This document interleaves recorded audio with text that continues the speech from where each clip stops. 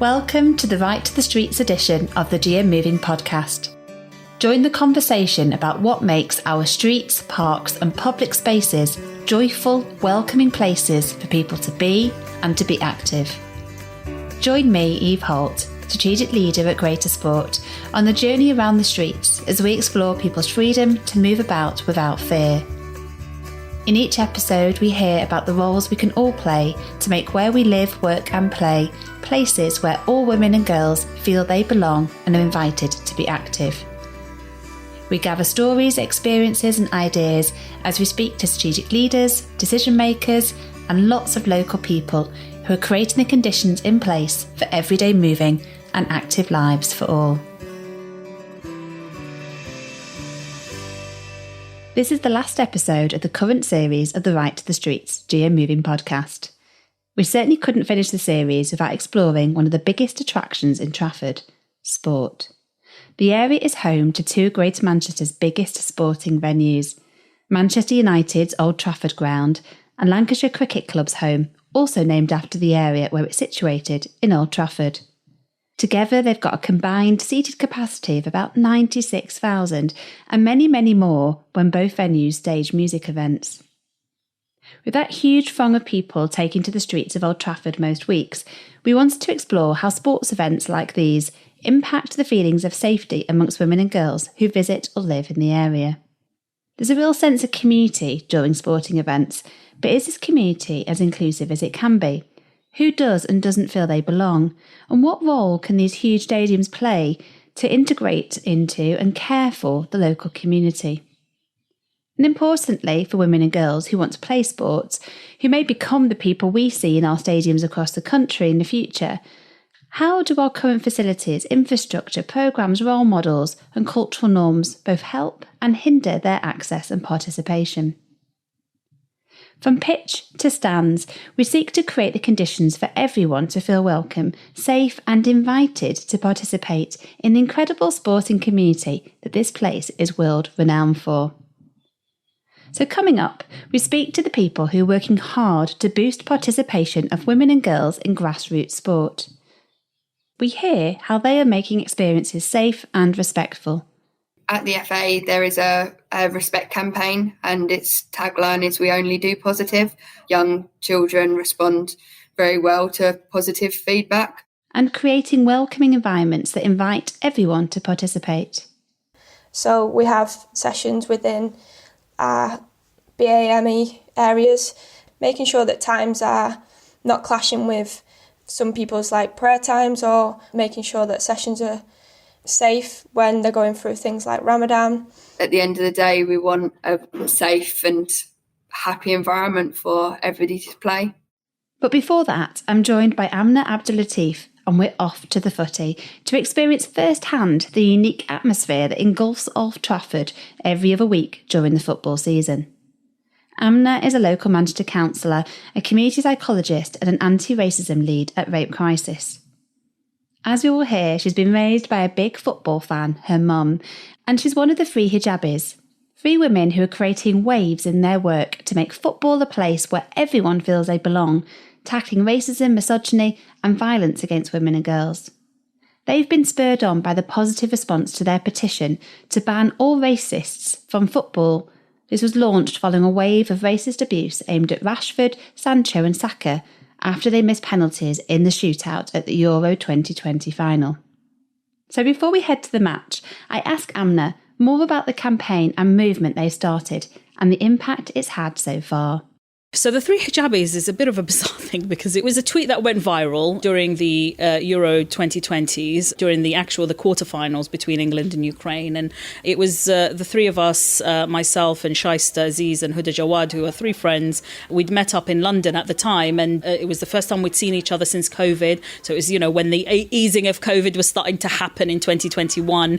We were watching the game and she tweeted a picture of the 3 of us saying, the 3 hijabis are watching the 3 lions thrash Ukraine. Ukraine, 4-0, I think it was at the time, and why it felt exciting to be an England fan at that time. You know, that kind of the taking of the knee, the wearing of the rainbow armband, the kind of the real feeling that the team were consciously understanding the platform that they had and the impact that would have on their fan base and feeling connected to that. And it went viral. It then ended up turning into a Guardian article that also then went viral. And so we were provided with a bit of a platform, which was really bizarre. My mum laughs at this still today. It's like, you don't know nothing about football. Why the hell are you commentating about football? And I'm like, well, Mum, here we are talking about the games and so forth. Although we were talking about the social elements of the game rather than actually, you know, the technical elements. But then obviously the Euro 2020 finals. 19 years old, Bukayo Saka. Step up and take huge responsibility on his young shoulders. Saka has to score. It's saved by Donnarumma, and it's Italy who are the champions of Europe.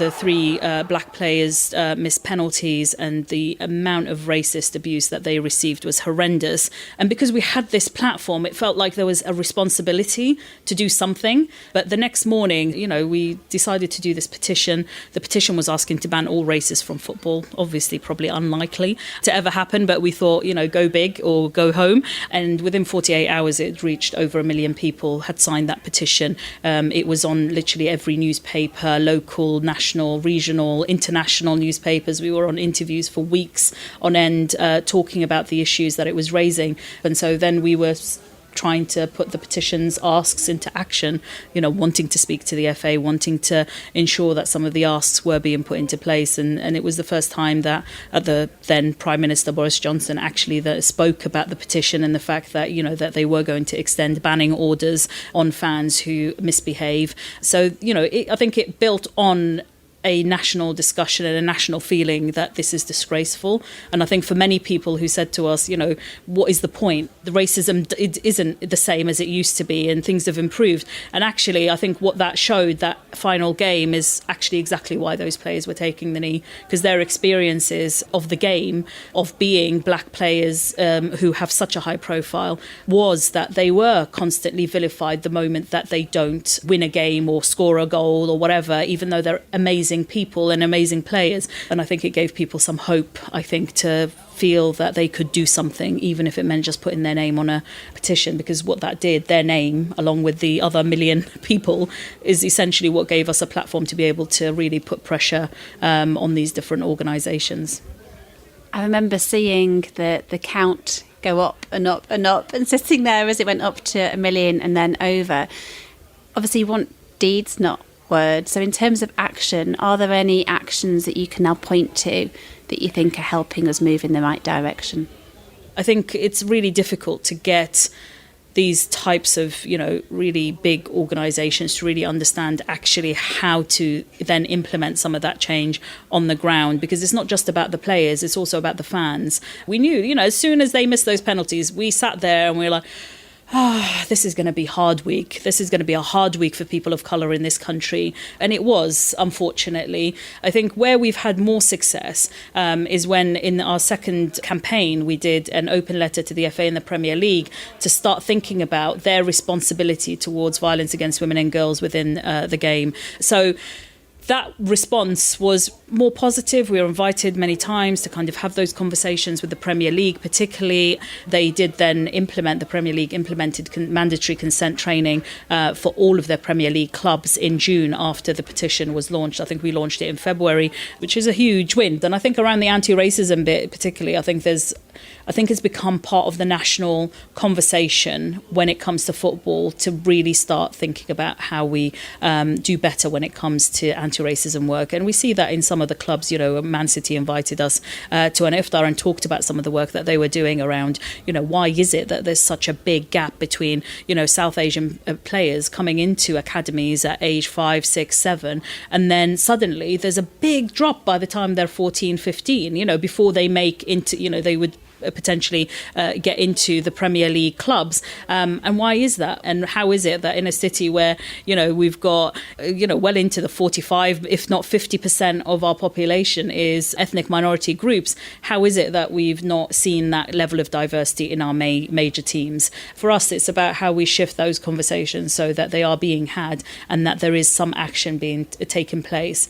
And we've been, we always say that we're very stubborn. It's like, even if it's going to take us the next 10 years, if we've asked for X, Y and Z, we're going to keep asking for X, Y and Z until it actually happens. And when you do it, we're going to be asking you more detail about how it's been done, because I think there has to be accountability in any of this work. What a phenomenal group of women making a real impact. Their campaign and work is really inspiring and highlights once again how small actions like a tweet can be the catalyst for a movement.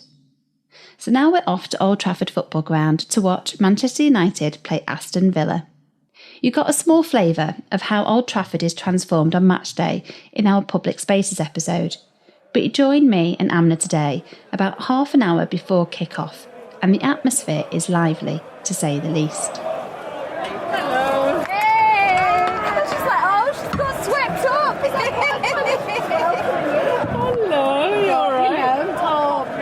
So we're stood here outside Trafford Town Hall, just on the sort of processional route to Old Trafford, and Amna's just arrived, who got a bit swept away really in the protest, didn't you? I was just trying to figure out what it was that they were shouting. That was all it was. So I was like following the crowds a little bit, but yeah, it was a bit surreal, isn't it? How did it feel?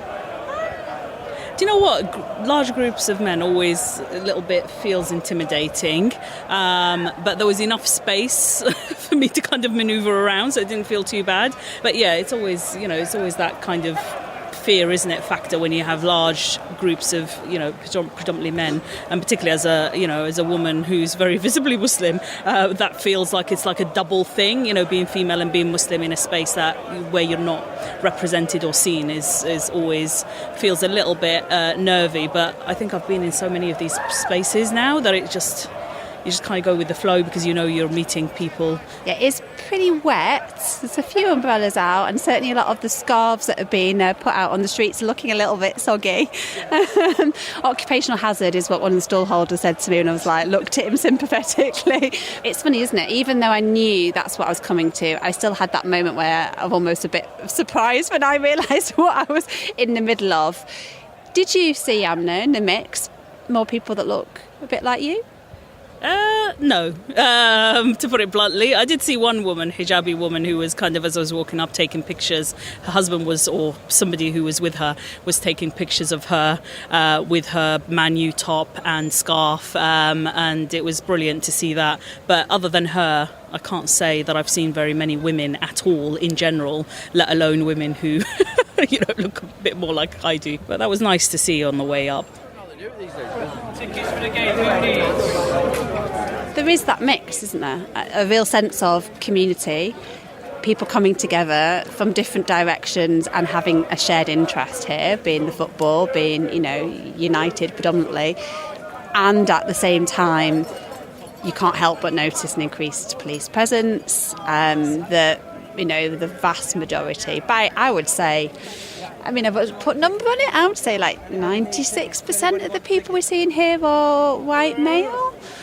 Quite a mix of ages, but you certainly would find it hard to kind of go against the grain and go in the opposite direction, or to not feel a little bit like, if you're not part of this community, not necessarily like you belong here right now. Yeah. And as you know, my mum's a big Liverpool fan. She was like, oh, you take the Liverpool scarf and take it with you. I was like, I don't think so, Mum. That's not going to happen. But she's not very pleased that I'm here to watch a Man U game. Do you know what? I took her to Man City, who invited us for iftar during Ramadan. And I said to her, behave yourself, please. This is not the space for your, your craziness for Liverpool. And then when I picked her up, she'd bought a Liverpool Liver Bird hijab So you couldn't even tell her to take it off because obviously it was on around her head.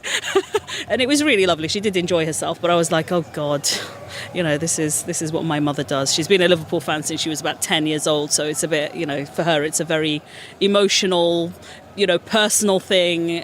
She always talks about football as being her family, Liverpool being her family. So she's a hijabi wearing woman supporting Liverpool, living in Manchester.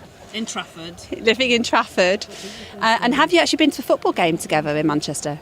No, not in Manchester. I mean, for one, it's really expensive to buy games, where Liverpool are playing Manchester United or Man City. Plus, she always prefers to go to Anfield. So where we've been watching games, she's only been to a couple now. I mean, the first game she did see was donated by somebody who, when her tweet went viral of her going to Anfield, offered us seats so that she could go and watch her first match in Anfield, which was really special for her to kind of go with my dad and myself and see that first match in Anfield. And yeah, she still goes on about the atmosphere and how it was the most amazing day of her life because it just felt like she was home, which is what she says, that when she goes to Anfield it feels like home, which is a really special feeling. And I think I hope that lots of people feel that sense of community, whether that's in football or in other spaces, that they feel that connected to something that they're so passionate about.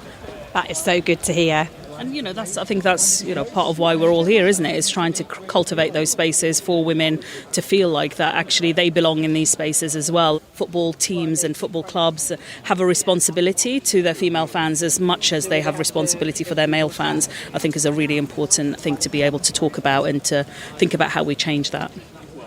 We now head to the ground to pick up our tickets from the office. Hi, so we've got tickets to pick up. Is this the right place? And try to make our way to our seats.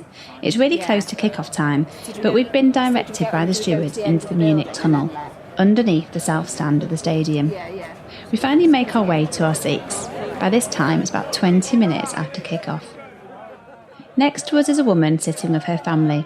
She's called Sophie, and we have a chat, trying to hear ourselves over the noisy tannoy. What's your experience of coming to a match? Have we been noticing really, I guess, how few women there are and how few women of colour there are, and how does that feel for you? Very, very few women, and definitely of colour. I think it's the football society, and I think it's the environment. Not everyone's happy or feels comfortable coming to a game. Would I come on my own? No. As a family, then I feel a lot safer, but I probably wouldn't come on my own. And have you always been a United supporter? Yes, I have. Always been a United supporter, but live nowhere near Manchester. So it's quite a big commitment to all come today. Come and support your team, big day, whole family, come from Birmingham. So are there things that you think could change that would make it even better as a great day out? Yeah, I think there could be. I mean, there's a lot of people, but there's no courteous in the football arena. There's nobody, being courteous because you're a woman or that children are around. It is literally kind of dog eat dog in the crowd, and that's why I think women won't come to football matches unless they're probably with family or I don't know. It's a different environment. It's not for everyone. I mean, my friends think I'm crazy coming to football matches. But I think you've got to be a real football supporter to ignore the lack of probably diversity, the kind of arena of people that you're probably not used to spending your time with, and just really focus on the reason why you're here, which is really because of the football and the team. So have you managed to persuade any of your friends to kind of get involved?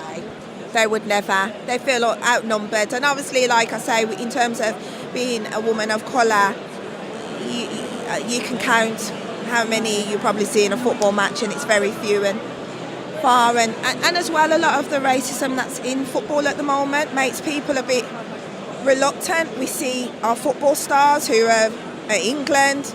Some of them are valuable players, and there's no loyalty, is there?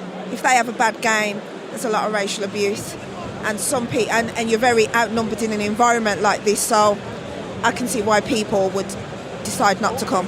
Unfortunately, that's a horrible side of football, isn't it? It's the reality, isn't it? Yeah. And it really is. We leave Sophie to enjoy the match with her family, and we get fully involved in watching this quite thrilling game of football.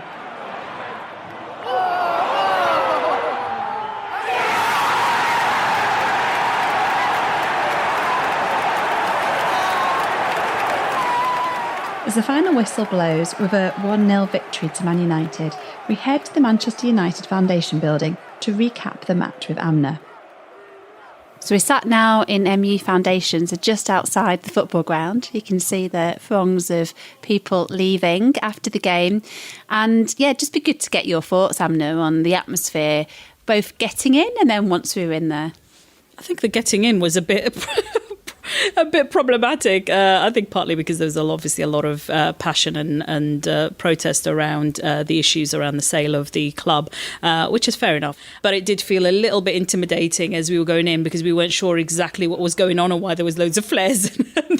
There seemed to be a lot of people waiting and getting a bit annoyed at the fact that they were missing the start of the match. But actually, when we got in there, it was really nice. It was nice to see to be going down and seeing the pitch and seeing the game. And people enjoying it, and it did feel like a very different atmosphere inside the stadium. People were very friendly and very nice, and it felt like we really got drawn into the game. And but yeah, so it was. I really enjoyed the game. Actually, I thought it was a really good match, great atmosphere. So it's a bit unfortunate, wasn't it, really, that we got stuck in the protests and the flares were being set off in the Munich tunnel.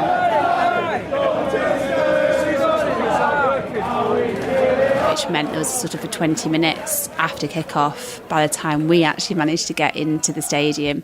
But yeah, once you're in, I mean, we couldn't resist but joining in the claps and the chants because there is that sense of community. And in community, you want to do what everybody else around you is doing. You want to feel part of that.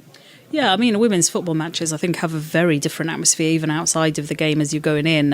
You see way more families, way more kind of that variation in age group from very, very young children with their mothers and fathers, attending the games. And I don't know how you explain it. It's like going to a community, centre or something. It's like that kind of, there doesn't feel like that there's that tension or that fear of something potentially going to happen. And I guess it's because the women's game is relatively new in terms of, it got banned under the FA, didn't it? And so I guess you can build a culture from scratch, which, I think that's where the difficulty is with the men's game, is that so much of the culture has been so ingrained over so many years. And there's often a resistance to kind of how we actually shift that culture so that it does become much more open to a diverse range of people to be able to feel safe and comfortable and feel like they belong in these spaces as well, that it's not just, the product of white men who, of a particular age or whatever that have access to these spaces.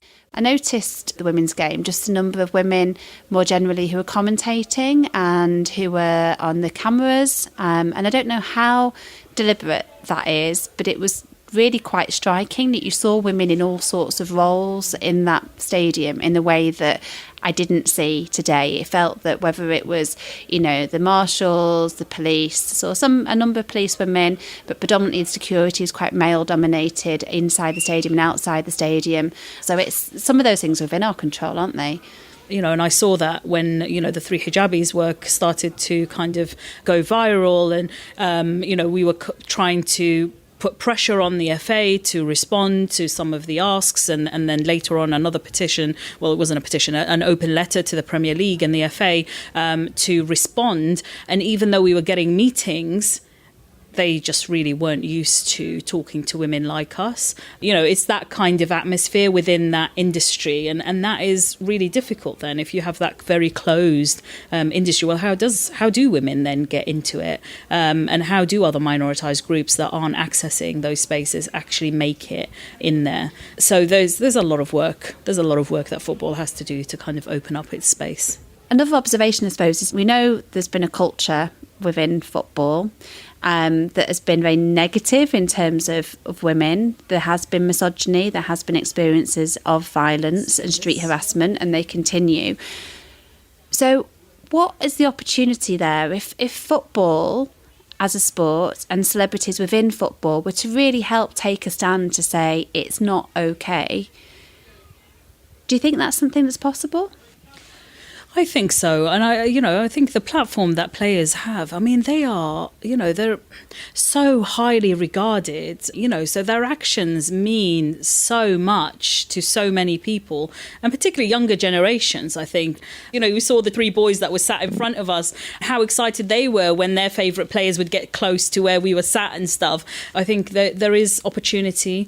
I think they have been much more vocal than probably in previous years. We've got players who are very open about, some of the social issues that they want to tackle, and talking about Rashford and his campaigns around, free school meals. Many people were saying that he was the opposition government at the time in terms of shifting, some of the policies that the government was trying to push. It's a time where, should footballers be talking about social change issues, social justice issues? And I think it's a high time that they really started to think about violence against women and girls as their issue, because unfortunately there are far too many cases currently of domestic violence, of sexual violence, of rape, where footballers, very high profile footballers in our teams, unfortunately, have court cases ongoing or have been accused of these crimes. I don't think it's good enough for clubs to hide behind this issue anymore. We need to really be tackling it, and I think players have a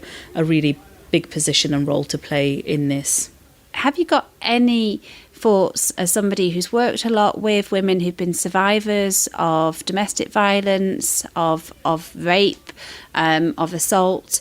Is there anything that you think can be done that would help to actually shift the way that the space looks and feels, that would, one, make women generally feel like it's a safer, more welcoming place, but particularly that could help it be more trauma-informed by women who have experienced possibly, sexual assault or harassment of some sort, and for whom this must be an even more intimidating place to be in as it is at the moment?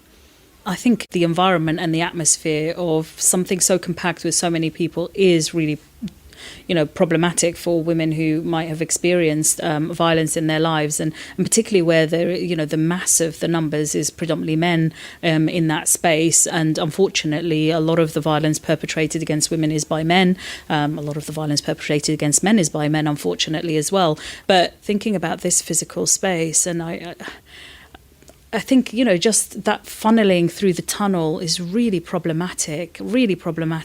So many people in such a tight space that's quite dark, it's felt unsafe. I'd certainly agree that the point that I felt most on edge was going into the tunnel, where there was a sense of feeling trapped. And we've heard that repeated through the project, whether it's about parks or public spaces where people can see only a limited number of entrances and exits, that creates a heightened sense of fear. But it's interesting that it then took, having waited there for, a significant amount of time, 15 minutes after kickoff, for us to then go and ask specifically, was there no other way? And then, of course, what we did is we then took the much longer route, which is quite symbolic of what women are doing all the time. Also just noticed from an accessibility perspective, we have seen some people as wheelchair users. It was good to see there was a specific entrance that said about for accessibility purposes. It did leave you with the question just on the approach and getting here of how hard it would be to navigate if you're a wheelchair user, how hard it'd be to navigate if you had any mobility difficulties. Certainly as well, if you had smaller kids that you'd want to try and bring in, it isn't an easy space to get around. So good to see that they have, made some decisions there to try and make that easier for people.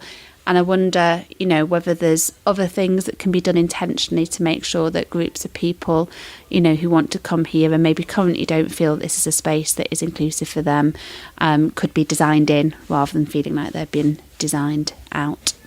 I mean, if you're wanting to go to a game as a woman, you probably wouldn't be going on your own, and you probably wouldn't necessarily feel safe on your own. And so thinking about actually, well, how do you make something inclusive? Well, the current prices don't make it particularly inclusive to attend, particularly if you're following a Premier League team, thinking about actually, well, people will need to come in groups and be supported. And I think there's a lot more potentially around training, around how the people that work here can support fans that are coming through. So thank you, Amna, for joining us. It's been a great afternoon. It was fun. Thank you for having me, and thank you for taking me to Man U match. My mum will be very disappointed, but that's all right. We enjoyed the match, and I'm glad that Man United won. I have to say that was a lot of fun, and a big thanks to Amna for spending the afternoon with us.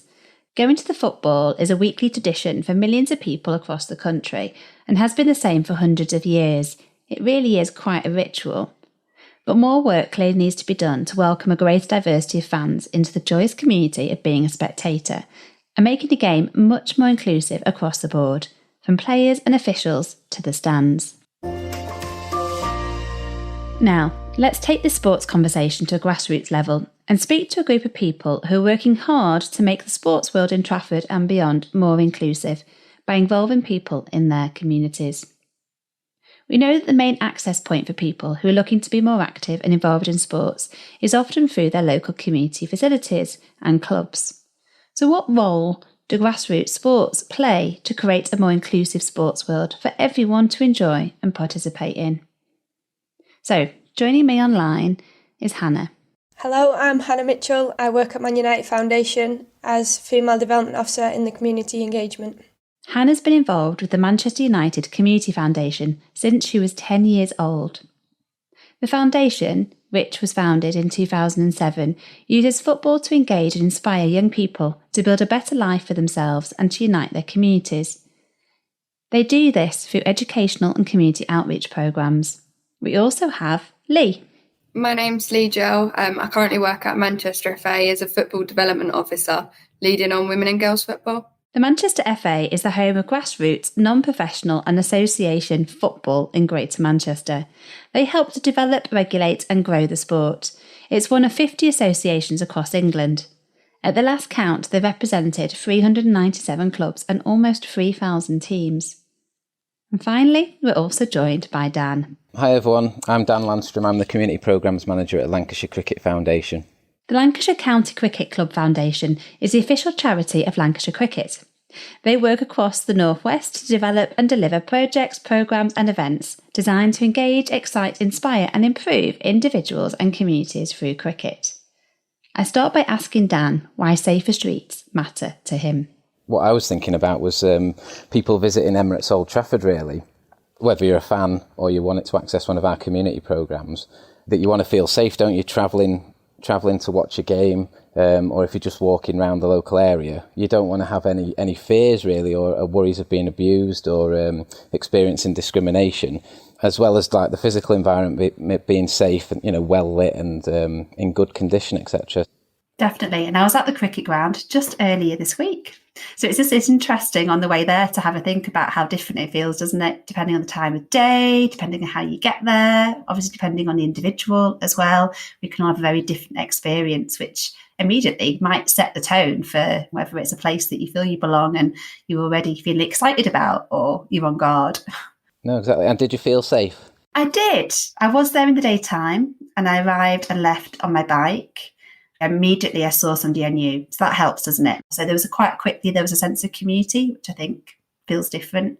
How about you, Hannah? Why does safer streets matter to you in your role? My role is to have football sessions accessible to all females, girls from age 8 to 18 across the whole of Greater Manchester. So for me, it's massive in that they have to be safe. They have to feel like they can go to these sessions and also have a safe when they're at the session.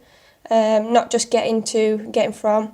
And I work with all different types of people. A lot of people might be from deprived backgrounds, so they might have to get a lot of public transport to these sessions. They might not come with parents. And for me, it's really important that the streets are safe for them to get to and they want to come to the session and they feel that they can get home safely. Otherwise, they're not going to come, and that defeats the whole object of my role, really. And Lee, anything to add? We govern the game across Greater Manchester. We service hundreds of clubs, so it's really important that there is a safe route for them to access that session, both to and from and whilst they are there. Sometimes clubs can put on brilliant sessions, and unfortunately routes to and from will be what deter people from taking part. And sometimes this isn't necessarily if it's safe, but traffic can play a part. And obviously we want to find different ways of commuting to and from, but also we want activity local to everybody, because at the end of the day, that's how they're more likely to stay active. Great point. So yeah, where things are located, how local it is to you, which makes it easy, doesn't it, to get there in an active and sustainable way. I think girls probably feel safe when they're in the session with us, and then it might be just the worry when they're going home, whether it's late at night, a lot of our sessions are in the evening because of their parents being worried as well. And what sort of age range are you working with generally? They are 8 to 18, so a whole mixture of ages, but we tend to have like the younger ages are at earlier times, so 5 till 6 o'clock. But still, like we know in the winter, it's still dark these times. So would you say that even for some of the older girls that they're relying on being picked up and dropped off? I see a lot of people doing that rather than coming themselves, getting on public transport, but there is still a majority of our girls probably don't have that access to cars. Parents might not drive, so they're having to come on public transport or walking, which creates barriers. And of course, we're keen, aren't we, to make sure this is about access for everyone and active lives for all. So that 30% of young people who are most likely to be inactive are also less likely to have parents who have access to a car or who have the time as well to kind of provide that sort of taxi service. Yeah, we don't see this as an isolated issue as such, just for young people and children. Since the pre-Euros, and then we see a really big influx during and post-Euros, is recreational women's football, to keep fit, to socialise and to have fun. And these women don't necessarily feel safe. A lot of the sessions are finishing at 9, 10 p.m. potentially. And sometimes it's even like they do have a car, but you have to walk 50 metres from the really lit 3G in the then pitch black during most of winter into your car. And obviously some people cycle. So we try and support clubs and find ways for people to car share or get public transport together, because the last thing we want is, whether it's a female coach or females that have taken part in sessions, making their own way home at that time of night. Unfortunately, from probably about October, November to now, it is very dark at that time. And a priority is not necessarily funding lights for a car park, especially with the, barriers and facility issues we are facing as well. But that can definitely put women off of taking part. I think for us, we sometimes do put on transport, depending on times. Also, it's our duty of care really to make sure it's not just while they're at our session and the session finishes, we've got to make sure that they get home. And sometimes we're just banking on the next time we see them to know that. We don't know if they're going to get home or if they're not. So for us, it can be a bit of a worry as well. I think something that we were looking at was, out at school they have the walking bus where the kids pick each other up on the school run. That sort of same concept really. So we do one of these warm hubs at the ground, and we could potentially do pick people up on a walk to the ground to make them feel safer and encourage them to access Emirates Old Trafford really. I'd love to have sessions available for everybody to walk to and have well-lit routes that they can walk to. The simple things that we do is meet people at bus stops, tram stops, and it's even as simple as provide them with detailed instructions on how to get there. Can be daunting to go to a session for the first time, especially if that's the first time you've ever tried that sport. And sometimes you'll turn up to a 3G pitch and there could be 6 sessions going on. So just providing that information or having someone on the gate to say, oh, hi, are you here for this? That's a real game changer, and that can bring people back week in, week out. So simple stuff, hey, but a nice warm welcome when you arrive. Often it's some of the simple stuff, isn't it, really? And I guess there's some good news, isn't there? I mean, you can maybe tell me more about some of the things that are coming in Greater Manchester and nationally that are trying to help create more of those opportunities, for example, girls and football, so that it is more available to people locally. I mean, I don't want to be here all day, but I think from literally from schools 4 years old up until 80, 90, 100 years of age, there is now a football offer for every female. There's a lot of different programmes rolled out by the FA and provided by a number of our clubs and community organisations that we work with. I'm sure everybody saw the announcement by the government about the further investment to create equal access for girls in schools. That is so important for a lot of our girls. That's their first engagement with football, and then that's where they start to love it. Then they can turn to clubs. What provisions do we have? A girl might kick a football in a local school, and then she'll see a session put on by MU Foundation, then she might start playing there, perhaps Weetabix Wildcats or squad girls if they're in high school. Probably once they've been to a recreational session, they then want to play affiliated grassroots football, playing once a week in a local league. And then, of course, we've got talent pathway for them as well. So that's just girls alone. And then now women's football has grown even further as well. We did have like that Sunday league offer if you want to play football. But I think now there's the acceptance that some people want to play football and they want to play matches, but not as competitively as committing to every Sunday. Women may have children, have lives, and they might still want to train and play football, but with less commitment. So like we run a flexi, it's called Manchester Women's Flexi League. Play once a fortnight on a day that works for you in a 9v9 format. And we have over 600 women competing in that. We'd love to launch vets, whether it's like 35 plus, just a relaxed, I want to say relaxed, but it's probably still quite competitive. That format of the game is something we do want to launch as well. And then we have walking football. I do feel strongly that there is now opportunities for everyone, but this isn't necessarily in every geographical area that we'd like it. And that's something that we're working on. Fantastic. There's lots of reasons to be hopeful. And there's investment coming, isn't there, as well, around sort of opening school facilities, which I guess, again, helps because young people will be more familiar with their routes to and from school. It's already a space that they feel safe. So again, if they can access football, but also cricket, multi-sports, after school in that environment, there's more equitable access and spread of facilities across Greater Manchester, and we don't have these sort of deserts where actually you can't access anything on your doorstep. I do feel that facilities in football and probably in cricket as well is going to be a challenge going forward as participation grows and people are fighting to access the facilities. And, you're going to need support from the Football Foundation and local authority to develop or like I say, get more access to facilities in schools so you can actually play the game. Because potentially you could have as many females as males playing the game, couldn't you? And then you've got a real challenge. More. Yeah, exactly. I think cricket is behind football in terms of female participation, but getting access to cricket pitches and cricket grounds is a challenge anyway, I think. So yeah, I agree with your point. It is going to be a challenge moving forward. So in terms of, I guess, respect, we talked about respect a lot, don't we, in grassroots sports, and there's lots of structures that are put in place and governance that's put in place and, making sure that when you've got parents watching or you're there as a coach and participants, that we're really making sure that there's a constant sense of respect. Yes, so at the FA there is a respect campaign and its tagline is "We only do positive."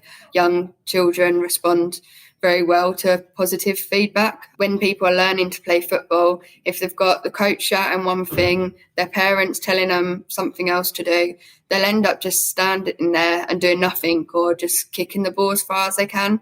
They're not able to learn and develop. And part of football when you're young, and even at like my age as well, it's making mistakes. I don't think I've ever seen 100% of a team's passing accuracy be achieved. It'd be very boring if a team had possession for 90 minutes. So that's something that we need to ensure we allow children to do. And part of our respect campaign is, as County FA members of staff, we go out and we call them safeguarding visits. We'll go and check which officials are on the side at grassroots games, check behaviours. We ask questions to the parents to make sure they know who to report safeguarding concerns to. Of course, ourselves would report any discipline that we see as well, and encourage people to do so. And unfortunately, majority of grassroots football is played in a really positive environment, but there are people that ruin that for everybody else. And I think that the minority is what has given grassroots football, and even from a professional point of view as well, given it a bad name. And it's about not punishing everybody for the minority's actions, but how can we educate, how can we train people, and how can we prevent this happening? Of course, we can't be at every game, but we urge people to report, to challenge if they feel safe to do so. And at the end of the day, we want a safe and happy environment for everybody to play. When I've been down and seen some of the games going on, a lot of games actually going on at the same time, like the sidelines are always behind a respect barrier, like parents are really respectful and coaches are, and people will challenge if people aren't. And I think that comes from the values set by like Manchester FA with the league and the committee, and that's just how the league's ran, and it's great, and it's come on leaps and bounds compared to when I was young and I was playing. I've had some abuse from parents on the sideline or coaches, other coaches, and you don't see as much as it now. And a lot of like parents are quiet, coaches are quiet, and just let the kids play. That's all they want to do. Love that. Just let the kids play. Let's have some fun. So it's good to hear, I guess your optimism around there's positive shifts. And, you've all spoken there to the role that everyone plays. Is there anything you'd say, Dan, I guess, particularly the role of men and boys in then calling out bad behaviour when they see it or hear it? I think it doesn't matter really whether it's in a male game, female game. It's just about being a decent person. If you see something you don't agree with, you should challenge it really and be an ally for people really. And do you see people stepping up and calling it out? Do you know what? I do actually, yeah. I run a grassroots team, under 11 girls, and sometimes the parents do speak up. They're probably more vocal than me really, but yeah, if they don't agree with something, they speak out, which is great. And then I guess even from a coaching and volunteers perspective, we run various CPDs. So that's continuous professional development for people to expand their knowledge, expand their network. And sometimes that gives them the confidence to challenge this behaviour. It can be as simple as emailing us. If it's discrimination, there's a kick it out link and all the cases go directly to the FA. You don't have to put yourself in any danger, but it's just really important that things are reported through the appropriate means. A lot of people come to us with, what did you do about this? And if we aren't told because nobody's reported it to us, there unfortunately isn't anything we can do. So that's what I'd urge people to do, report things through the appropriate means. One of our challenges that we've had is trying to get more females being officials or referees, and probably most of the abuse does come to referees. I don't know if you'd agree with me, Dan and Lee, that a lot of that is with young referees, and it's great that now they have an armband if they're under 18. Yellow armband, yeah. Yeah, and I think that's been great in terms of us being able to get females more comfortable and confident in that they've got this armband, and a lot of people tend to, not that they need an armband for people not to give them abuse, but people do think twice and think, oh, they're only a kid, actually. Yeah, it'd be great, wouldn't it, to see far more women as, refereeing both women's and men's games. And, you can't be what you can't see. And we just need that representation that we saw across the Euros, for example, really helped shift, didn't it, perception of it's not just about playing. There's a whole load of potential jobs and opportunities across football, but also across sport more generally, that need to be open to women and girls. And I guess on that point, it's then, we know that diversity more broadly as well continues to be an issue. So, we know there's ongoing issues around racism still across football and across other sports, across cricket, and that we know that we need to do a lot more, don't we, to increase the access and participation of girls in their full diversity, and particularly, for example, with, girls of colour. And there are various initiatives. Is there anything that you would want to point to in particular about what you're doing or what we need to be doing so that all girls feel that it's a space that they're welcome and they belong? I think something that we do is we're in near enough every borough of Greater Manchester now. So we're in central of a borough, and that means that it's accessible for everyone in that area. So we have sessions within our BAME areas, ethnic backgrounds. A lot of them are coming, and a lot of work that we've done is probably with parents around the culture, around religion, and making sure that times are not clashing with some people's prayer times, or making sure that sessions are safe when they're going through things like Ramadan.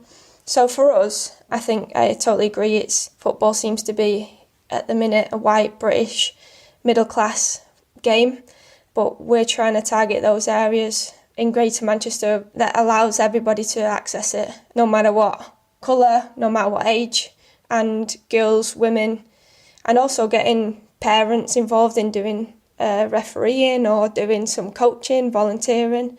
So for us, I see a diverse range of people at our sessions, but football in general isn't that way. So what would great look like in the next couple of years? First of all, there's been loads of great work done, hasn't there, over the last 10, 15 years. And I don't think women's sport's been in a better place, really, in terms of being visible on television, the investment into all sorts of sports, the role models, so you see like Jill Scott winning I'm a Celebrity, the profile's never been as high as it.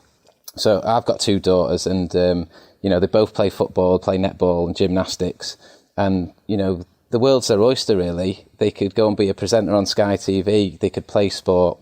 And I think a lot of the barriers have been knocked down, haven't they? I think there's a few challenges around access to facilities moving forward. Definitely around the intersectionality of... so if you look at the England national team for the women, predominantly white females. So it's looking at why people aren't necessarily getting to that level from diverse communities. But I think in another 10 years, you'll see the fruits of your labour, really. So all the great work's going on at clubs and at the county FAs. As these girls get older and turn into women, hopefully the landscape will look a lot different, really. Well, a lot of our elite pathway, a lot of the elite players, they come from grassroots football. People don't just, the first time they kick a ball, then end up at Manchester City or Manchester United, for example.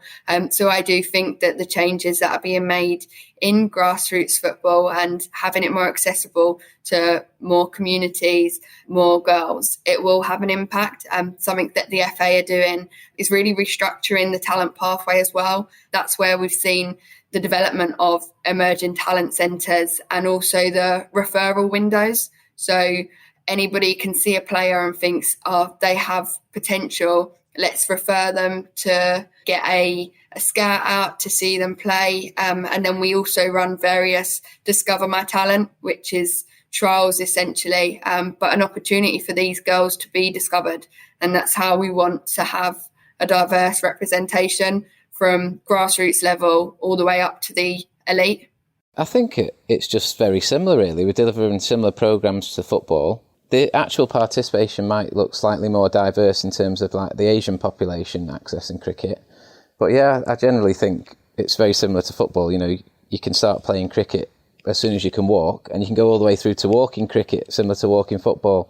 So I think, the sport's worked hard, hasn't it, to be inclusive and adapt. I love the fact that I can go to, I live near Alexandra Park in Whalley Range and Moss Side. And, when I go through there, and we particularly saw it during COVID, you'd often get some of the Somalian community out playing football, get some of the local South Asian community playing cricket, and then all interacting with each other. And you'd get, every other kind of local community, ethnicity, all represented in that park in a space. So that piece around as well, I guess, the quality of our parks and those spaces are spaces that people can formally or informally, hit a ball or kick a ball and join in. Really, it was just joyful.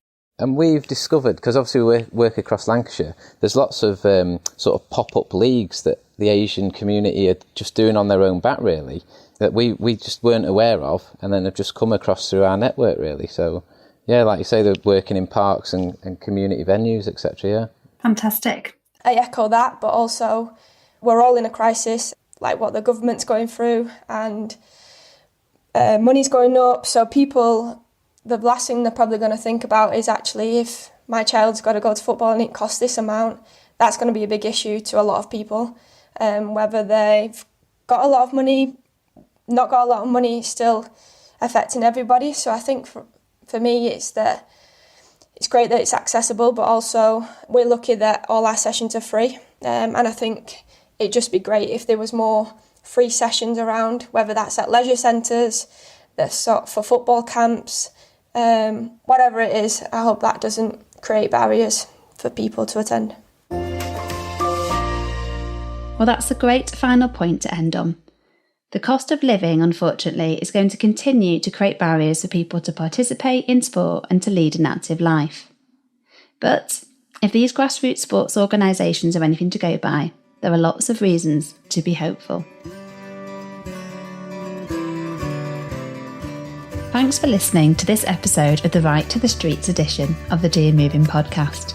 We've heard about some of the things that make sport at both a grassroots and elite level so special and appealing to people, and how sport can be a positive catalyst and platform for wider societal change. We've also heard how sport, sports grounds and the crowds they attract sometimes bring out the worst in people and can create hostile places and spaces for women and girls and people who experience racism and other forms of hate and prejudice. There is clearly lots that can and must be done to make sport more inclusive, from the pitch to the stands to the streets around. As this podcast is just the start of the conversation, we'd love to hear more from you. Tell us about a local grassroots club that you're involved in. What are they doing to help increase access and participation for women and girls? Or if your love of sport is as a spectator, then tell us what it is that makes watching live sport so special. What makes you feel welcome, safe and part of a particular club or sports community? Or if you don't feel you belong, what would you like to see change? Whatever it is, let us know and we'll share your thoughts on the next series of the GM Moving podcast. We've got a few ways you can get in touch. You can tell us on social media. We're on Twitter and LinkedIn. Simply search GM Moving or Greater Sport. Or you can leave us a voicemail. It's really simple and free, and you can record on your computer or phone. You can find the link in this episode's show notes and on our GM Moving website. Just search Right to the Streets podcast. This was the last episode of this series, but don't worry, we'll be back very soon. Our next series will once again focus on the Right to the Streets, as I ask people and partners involved in the project to share more about what they've been doing, their learning and their aspirations for the future. Until then, you can stay in touch via our website and socials, or drop me an email at eve@gmmoving.co.uk. And don't forget to check out the Right to the Streets campaign on Instagram at righttothestreets_. A big thanks to everyone who has contributed to this episode. We'll be releasing more episodes throughout the next few months, so keep an eye on our social media pages for when the next one will be released. Or simply hit follow or subscribe on whatever podcast player you're listening to right now. This means the latest episode will go straight into your library as soon as it's released. This Right to the Streets series, the GM Moving podcast, is one element of the Right to Streets project, led by Greater Sport, Trafford Council, Open Data Manchester and other GM Moving partners, thanks to funding from the Home Office for Safer Streets. This series is a Mike Media production.